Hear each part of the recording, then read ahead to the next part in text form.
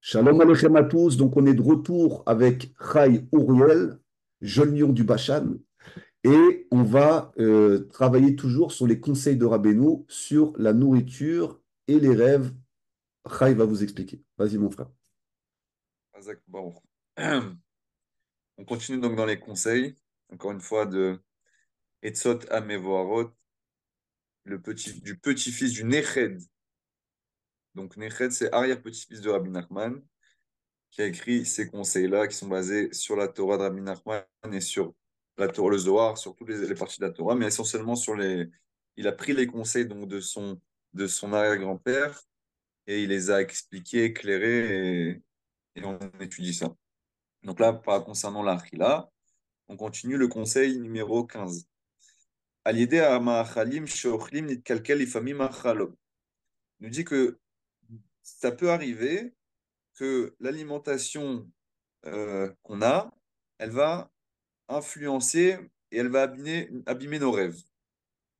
Qu'est-ce que ça veut dire? Aïnou Kshashren Ochlim Bekashrut. Quand on donc, ça va arriver en général quand on ne va pas manger kasher.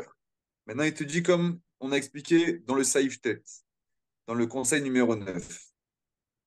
Pour ceux qui étaient là de conseil numéro 9, on a expliqué que la cache-route, c'était pas seulement, pour ceux qui viendraient maintenant et qui savent pas et qui croient que la cache-route, c'est seulement est-ce que c'est une viande cachère où il y en a eu la shrita, on a expliqué que c'était pas que ça, c'était aussi tout ce travail-là de comment on va manger, la manière de manger, les midotes, la manière d'acheter, vraiment tout un. Voilà, je vous conseille d'ailleurs de rattraper ce cours-là si vous voulez savoir qu'est-ce que la définition de manger Bekashrout sur la Torah.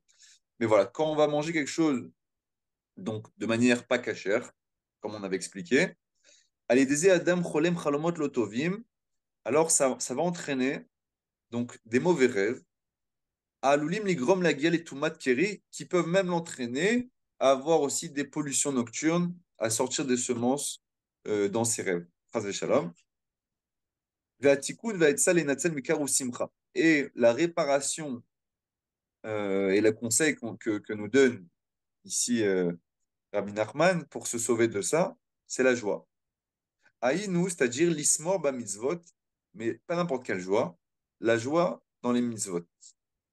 Ou bachassadim v'achavot shashim bar aussi la dam tamid, et aussi dans la manière de percevoir et de regarder le monde et la manière dont Hachem nous fait des bontés. En begashmiut bebriut aguf ou barna, que ce soit de manière matérielle, dans la santé, le corps, nos moyens de subsistance, ou bien dans la spiritualité, l'ismoach im kol nekudatova shalirat Hashem et kiyum hamizvot shemose be'atzmo. De se réjouir. Donc, comment on arrive à atteindre la joie spirituelle, c'est aussi euh, de savoir regarder aussi chaque bon point positif qu'il y a en nous, chaque nekuda, chaque point de hirat shamayim que j'ai. Alors, c'est vrai qu'on n'est pas au niveau de grands tzadikim et tout, mais c'est pas grave ce conseil-là d'avoir ce regard sur soi-même, ce regard positif, bienveillant. Ça, c'est un tikkun qui nous permet d'avoir la simcha. Et la simcha, c'est une sorte de protection quand on n'a pas trop cette partie alimentaire. C'est-à-dire, si maintenant quelqu'un il mange mal, il a mangé pas bekashrut, il ne faut pas qu'il tombe dans la tzvout. Il faut justement se renforcer dans la joie à ce moment-là. La joie, elle va permettre donc d'être sauvé de ce cycle qu'on rentre. C'est-à-dire quand on est en joie, on sort de ce cercle vicieux-là qu'on a mangé mal. Donc on a dit, on mange mal. Donc on est influencé, la nourriture, elle nous abaisse, elle nous enlève la ira, elle nous fait dormir, elle nous éloigne d'Aniel, elle nous enlève notre conscience. Donc si on est encore dans ces tavotes-là, c'est très important de s'éloigner de ces tavotes-là, de commencer à prendre du recul, de savoir manger comme un homme, comme on avait expliqué, pas comme une BMA. Mais même si on est tombé, faut rester joyeux. La joie, c'est un bouclier. En fait, alors, c'est-à-dire que si.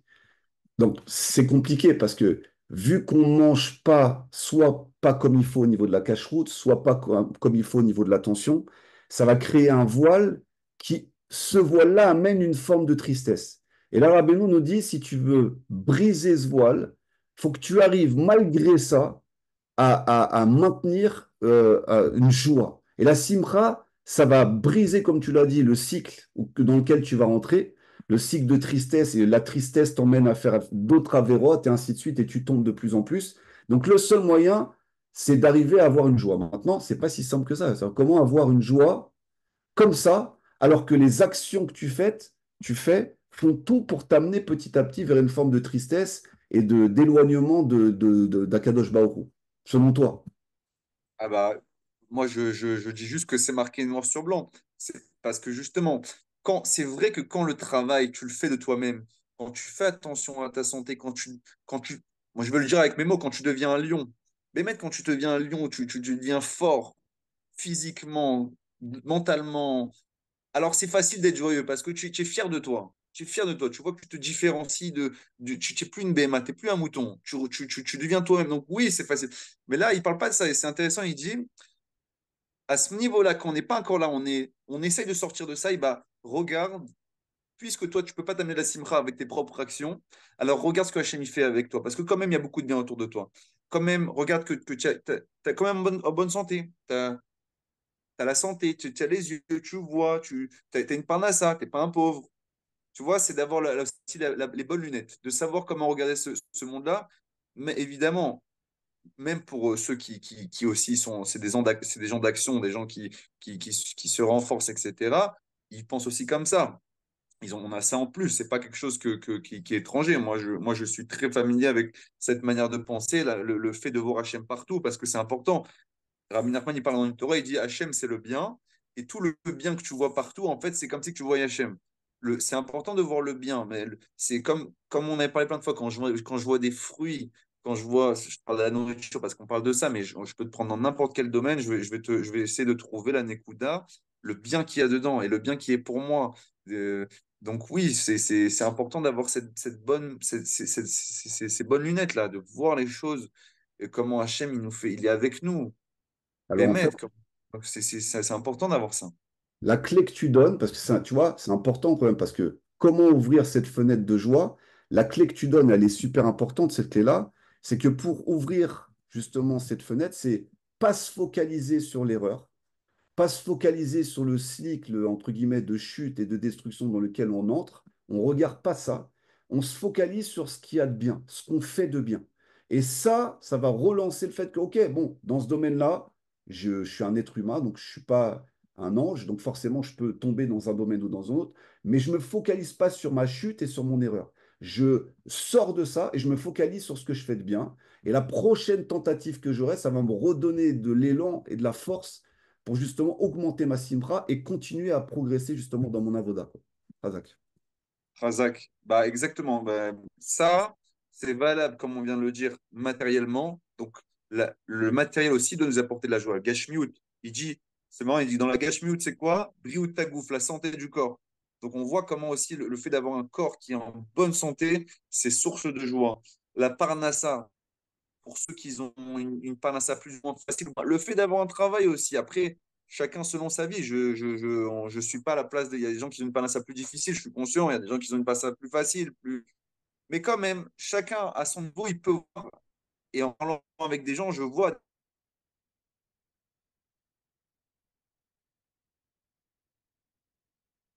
Ok, donc on a eu un petit bug, une petite fraction de seconde. Donc ça, c'est important, la clé que Rai nous dit.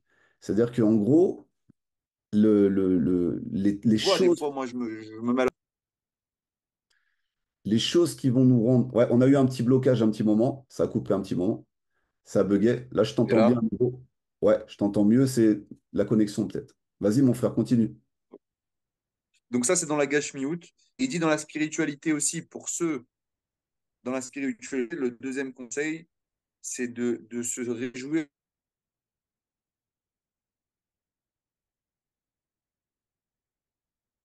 Ok, donc là, ce qui est important à comprendre, le temps que ça se remette bien, c'est que un corps en bonne santé, un corps fort, un corps dans De lequel... n'importe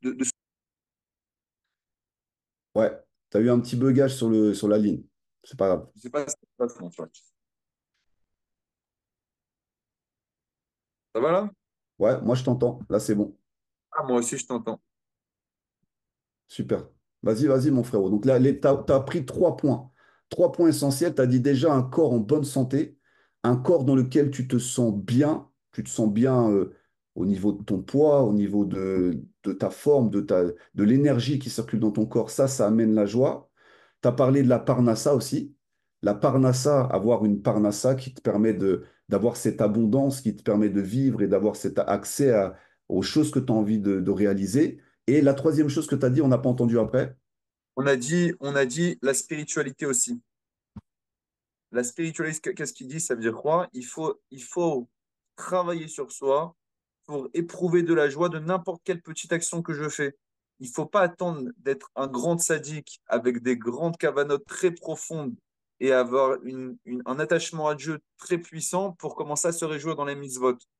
À n'importe quel niveau, nous dit Rabbi Nachman, on peut se réjouir dans les mitzvot et on doit se réjouir dans les mitzvot. Et c'est un vrai travail personnel parce qu'il n'y a pas vraiment de conseil. Euh, euh, on ne peut pas donner un conseil, dire personnel à quelqu'un. C'est chacun selon sa avoda, selon son travail. Il doit faire ce travail, comment arriver à être heureux de ce qu'il fait, de sa avoda, de la part qu'il a reçue dans la Torah. Tu vois, on Alors, n'a pas tous la même part. Moi, j'ai une part comme ça, et avec le temps, la part, elle s'agrandit. On a des compréhensions plus profondes. On accède à des parties de la Torah qu'il y a encore des années, elles étaient totalement étrangères à nous. Et même après ça, j'imagine que dans quelques années, on accédera encore à d'autres parties on sera émerveillé. Mais voilà, tout de suite, au niveau dans lequel on est, chacun, il doit faire ce travail-là de savoir se réjouir et d'être heureux de sa Torah. donc Vraiment, en gros, elle doit réjouir. ça, c'est toute la Torah de Rabbeinu, c'est-à-dire que il a grandi dans un univers où justement les gens qui pratiquaient autour de lui n'avaient pas trop de simra dans leur façon de pratiquer la Torah. D'ailleurs, c'est une des grandes fautes du Ham Israël, c'est d'avoir pratiqué la Torah sans simra. Et donc lui, il a beaucoup, beaucoup insisté là-dessus, c'est-à-dire que ton salaire, c'est la mitzvah. Alors, comment arriver à ce niveau-là? Comme tu dis, chacun est différent, mais il faut quand même faire un travail de recherche et d'étude profonde de savoir qui tu sers. C'est-à-dire que, OK, tu as de la parnassa, tu te sens bien. OK, tu manges un bon repas, tu te sens bien. OK, je sais pas, tu fais un voyage au bout du monde qui te fait kiffer, tu te sens bien. OK, c'est temporaire. Maintenant, savoir que tu es en kécher avec le créateur de cet univers extraordinaire et que chaque mitzvah que tu fais au final, c'est le servir, faire sa volonté et faire traverser sa lumière au travers de toi, et que tu es véritablement en train de travailler sur la chose qui est parfaite pour toi, parce que chaque mitzvah répare une partie de notre être et elle nous lie complètement à Kadosh Baruch Hu. Si tu as cette conscience-là, tu cours après les mitzvot et tu es heureux dans la mitzvot. Mais nous, comme on est, comme je dirais, un peu pourri, nous, on a un intérêt. Le problème, c'est ça, c'est l'intérêt. C'est-à-dire que l'humain pas travaillé, et même l'humain travaillé a toujours une petite forme d'intérêt. Qu'est-ce que j'y gagne? Qu'est-ce que je gagne à faire telle mitzvah? Alors, on attend un salaire à la mitzvah. C'est pour ça que Rabbeinu, lui, nous apprend que le salaire, c'est pas ce que tu vas gagner en faisant la mitzvah, c'est la mitzvah elle-même. Et ça, c'est important parce que c'est ça qui amène justement cette forme de tristesse où les gens qui chutent complètement, c'est que j'ai fait ci, alors Hachem, tu me dois ça. Ils ont une relation comme ça d'intérêt avec Akadosh Baruch en se disant, attends, j'ai fait cette mitzvah, donc je vais recevoir quelque chose. Comme un enfant gâté, capricieux, ok, bon, j'ai rangé ma chambre, maintenant tu m'achètes un scooter. Ou peu importe, je grossis le trait. Il faut réussir à sortir de cet intérêt et d'être dans cette faculté de faire juste la mitzvah pour servir Hachem et en comprenant que cette mitzvah, c'est mon médicament, c'est mon remède. En faisant cette action-là, ça rentre à l'intérieur de moi un processus de joie et de simra qui va justement me faire grandir. Et c'est ça mon salaire. Mais je ne m'en rends pas compte. C'est pour ça qu'il y a un travail, je pense, aussi de sortir un petit peu de cette ingratitude. Et la deuxième chose que tu as parlé au tout début, que j'aimerais juste revenir, tu as parlé de l'influence de la nourriture dans les rêves. C'est-à-dire qu'on voit qu'à Yom Kippour, par exemple, avant la veille de Yom Kippour, on nous déconseille de manger certains types d'aliments qui risquent d'échauffer le corps et qui pourraient malheureusement, à Shem Mishmor, nous faire faire un Zera Levatala ou autre chose. Alors, pourquoi dans les rêves? Parce qu'on sait que quand l'homme dort, la Neshama sort du corps, elle rentre dans les palais célestes. Et donc, le rêve, il est extrêmement important. C'est à ce moment-là que la Neshama se répare. Donc, c'est-à-dire qu'on vient, c'est ça qui est fou, on vient emmener une partie de ce qu'on a mangé dans la matière, dans les aliments, et qui va nous suivre carrément dans le rêve. Ça, c'est pas juste tu nourris ton corps et tu nourris ta chair, c'est que en plus, quand ton âme va quitter le corps, tu vas amener une partie de ce que tu as mangé avec ton âme, qui va matérialiser des mauvais rêves ou qui va empêcher de recevoir le petit degré de prophétie qu'on reçoit dans ton rêve, ou alors qui va t'empêcher carrément de recharger ta neshama, donc de recharger ton corps au réveil. Donc ça aussi, cette dimension-là, elle est importante à prendre en compte et de faire attention dans la manière dont on mange avant d'aller dormir dans la journée. Pour ça, si on prend les bonnes énergies comme il faut quand on va dormir. Ok. Ben. Vesh להתחזק תמיד, et il faut se renforcer tout le temps. L'ismoir bedavarze, d'être joyeux dans ce point-là. Shanachnu Yehudim, on a eu la chance d'être juif, parce que on n'a rien fait pour être juif. C'est une chance. C'est vrai, il faut réaliser. Moi souvent, quand je suis avec des gens ma famille en général, je leur dis, mais quelle route on a le Shabbat, ça nous rien que de vivre des expériences matérielles, hein, c'est-à-dire mais c'est des expériences qu'on n'aurait pas eues si Hachem nous avait pas donné cette mitzvah-là. Mis à part ça, les tefilines, les mitzvot, le fait de vivre ça, d'avoir la chance de vivre ça, normalement, ça serait la plus grande joie. Mais c'est vrai que cette joie-là, des gens, moi, je sais que j'étais insensible à l'époque. On pouvait me dire ça pendant des heures, ça ne rentrait pas forcément. Je pense qu'il faut vraiment faire un travail il faut étudier. C'est important d'étudier. On ne peut pas, du jour au lendemain, arriver à une joie sans comme ça. Il n'y a pas de médicament, quoi. Faut prendre conscience que ça passe par l'étude, ça passe par un vrai questionnement de soi. Il faut être tout le temps dans la remise en question et voilà, c'est important. Là, on parle d'un chemin et il y a pas de manière de faire. On ne peut pas avoir aussi la simcha et ne rien faire. Il faut faire un travail de notre part. Donc, Ouais, moi, pour moi, la prise de conscience, c'est très important. je suis totalement d'accord avec toi sur le limoud. C'est-à-dire l'étude, bah, ce qu'on est en train de faire, mais surtout aussi d'ouvrir un livre, d'apprendre l'hébreu, d'essayer de comprendre en hébreu, de faire ce travail-là, bah, ça remet tes idées en place. En fait, ça te donne une structuration de réflexion. Et en même temps, ça te met constamment un espèce de reflet de travail sur toi. Et c'est sûr que tu n'attends pas ça du jour au lendemain. Nous-mêmes, on continue à travailler dans ces domaines-là. Et c'est vrai que l'étude, recevoir la parole des sages, la lumière de la Torah, elle te permet petit à petit, étape après étape, de ressentir justement, d'avoir cette joie, de ressentir, de dire merci à Kadosh Baruch Hu de nous avoir fait juifs, mais aussi merci de nous avoir fait partie des nations. Chaque personne, ce qu'il a reçu dans ce monde comme part, c'est ce qui est exactement fait pour lui. C'est-à-dire que tu sois un chat ou que tu sois une personne des nations ou que tu sois un Yehudi, tu dois dire merci à Kadosh Baruch Hu, puisque c'est exactement ce qu'il te faut dans cette tranche de vie pour faire ta réparation. Donc, le remerciement, la gratitude, ça aussi, ça apporte la joie. C'est une manière aussi d'être joyeux. Quand tu remercies pour ce que tu arrives à faire un constat un petit peu de tout ce que tu vis, tout ce que tu reçois, toutes les expériences, au mieux de te focaliser sur quelque chose qui est très humain, le manque. J'ai pas ça, il me manque ci, j'aurais voulu être ça, j'aurais voulu être ceci. Je suis juif, mais j'aurais voulu être un grand Talmid Racham. Je suis des nations, mais j'aurais voulu être juif. Je suis un chat, mais j'aurais voulu être un chien. Tu comprends l'histoire? C'est-à-dire de ne pas se satisfaire de ce que tu es, de ton lot, de ta part. Ça aussi, ça amène malheureusement à la tristesse. Ok, continuons. Al-Yedé Mezona de Goufa, Aïnou Ta'ava Achila Ushtia, Nichlash Mezona de Nishmeta. Il nous dit quand, par l'intermédiaire de la nourriture du gouffre, la nourriture corporelle, c'est-à-dire les ta'avot achila ushtia, ok, le fait d'avoir la pulsion, vraiment pas rester de manger pas comme un homme et là comme une BMA, alors on affaiblit la nourriture de la neshama. Il y a une dualité comme ça. Il dit à Yenour, et c'est quoi cette nourriture de la neshama? Aratson va cheshek la sot maasim tovim, c'est la volonté et l'entrain qu'on va avoir à faire des bonnes actions.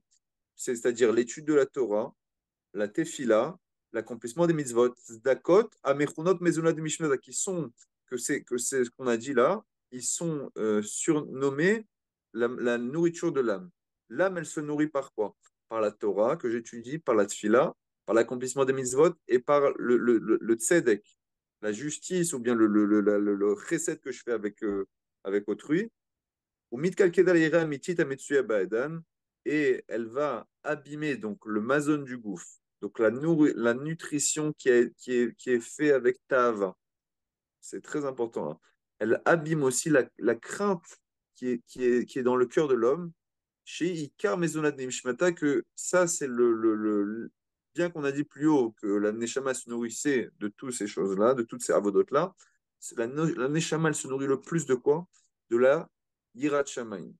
La vraie, comment tu fais grandir, plus tu as une Yirat Shamayim qui est importante, qui est grande, qui est forte, plus ta Neshama, en réalité, tu la laisses s'exprimer et tu vas devenir quelqu'un de Khashou, pas de Khashou, mais on va dire, tu vas être toi-même, tu vas arriver au degré de ta Neshama, tu vas pas rester, tu vas t'accomplir, tu vas vraiment être qui tu dois être. Et voilà, donc c'est extraordinaire. Donc la Ta'avat la Achila, il y a une dualité. Quand tu manges avec pulsion, avec animosité, etc., tu affaiblis directement l'âme, la nourriture de l'âme. Et inversement, plus tu vas être spirituel, plus tu vas aimer nourrir ton âme par justement la discipline, le fait de trop tenir à manger, par le sport, par toutes sortes de disciplines qu'on pourrait s'imposer, ou bien l'accomplissement des mitzvot avec profondeur et comme on l'étudie, et ben, tu vas t'éloigner aussi directement tu vas affaiblir le mazone du gouffre. Tu vas voir que tu vas être moins attiré. Et moi, je peux témoigner que tout simplement, depuis voilà, ce qu'on fait ce travail-là, ça fait Baruch Shem quelques années. Alors, par rapport à qui j'étais avant, le Yetzer d'État, il est toujours là. Bien sûr que la pulsion, elle peut toujours revenir et tout. Mais ne croyez pas que le travail, il est interminable. Qu'aujourd'hui, ah là là, comment, moi, je sais que j'ai des gens, je dis, mais la nourriture, c'est ma vie. Je pourrais pas, je sais, j'ai conscience de cet état d'esprit-là. Et on était comme ça aussi. Mais sachez qu'un jour, ça passe. Et un jour, tu te dis, bon, bah, ok, la nourriture, tu la remets à sa place. Comme il disait Yaakov Avinu, Nachon, qu'est-ce qu'il a dit? C'est un grand moussa. Il dit Hachem, donne-moi juste un vêtement pour m'habiller, lechem, lechol, du pain pour manger, beged lilbosh, et un vêtement pour s'habiller. Ça veut dire redonner à leur place les choses. La nourriture, c'est fait pour manger. Tout simplement pour nourrir, pour que je sois en bonne santé. Un vêtement pour m'habiller, pas rentrer C'est dans, pas le dans, but, quoi.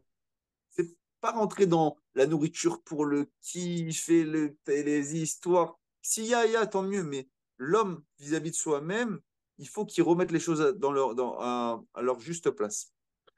En gros, c'est pas que la nourriture devient un but, c'est un moyen.